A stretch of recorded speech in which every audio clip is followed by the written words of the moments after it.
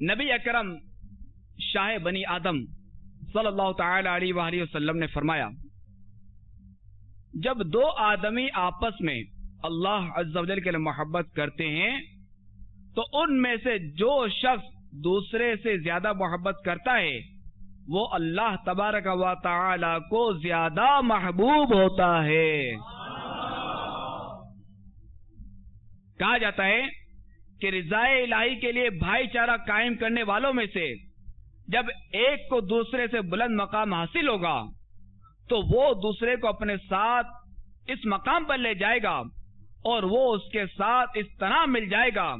جس طرح اولاد اپنے والدین اور اہل خانہ ایک دوسرے سے ملتے ہیں۔ کیونکہ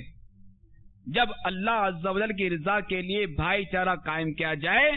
تو وہ نسبی بھائی چارے سے کم نہیں ہوتا۔